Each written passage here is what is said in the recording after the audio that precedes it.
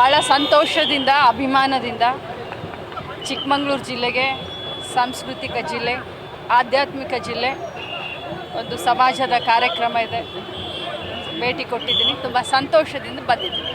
ಮಗಳನ್ನು ಮನೆಗೆ ಕರ್ಕೊಂಡು ಹೋದಷ್ಟು ಸಂತೋಷದಿಂದ ಸ್ವಾಗತ ಮಾಡಿ. ಪಾಪ ಮಾಡಬಾರದ ಅವಮಾನವನ್ನು ಸದನದಲ್ಲಿ ಮಾಡಿ ಈಗ ಬಂದು ಭಾಗನ ಕೊಡುವಂಥ ಸೋಗನ್ನು ಮಾಡುವಂಥ BJPಯವರ ಭಾಗನ ನನಗೆ ಅವಶ್ಯಕತೆ ಇಲ್ಲ. ಅತ್ಯಂತ ಕಠಿಣ ಶಬ್ದದಿಂದ ಖಂಡಿಸ್ತೀನಿ. ಯಾರೇ ಆರೋಪಿಗಳಾಗಲಿ ಅವ್ರಿಗೆ ಅತ್ಯಂತ ಕಠಿಣ ಶಿಕ್ಷೆಯನ್ನು ಕೊಡಬೇಕು ಅಂತ ನಾನು ಒತ್ತಾಯ ಮಾಡಿದ್ದೀನಿ. ಕಂಪ್ಲೀಟಾಗಿ ಕೇಸ್ನ ಟ್ರ್ಯಾಕ್ನ ಮಾಡ್ತಾಯಿದ್ದೀನಿ.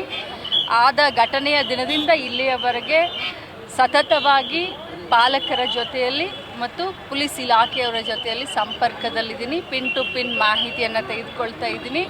ಸೊ 3 ಜನರನ್ನು ಈಗಾಗಲೇ ಬಂಧಿಸಿದ್ದೀವಿ. ತನಿಖೆ ಶುರು ಆಗಿದೆ. ತಪ್ಪಿತಸ್ಥರಿಗೆ ಅತ್ಯಂತ ಕಠಿಣ ಶಿಕ್ಷೆಯನ್ನು ಕೊಡಬೇಕು. ಅದಕ್ಕೆ ಕ್ಷಮೆ ಅನ್ನೋದೇ ಇಲ್ಲ.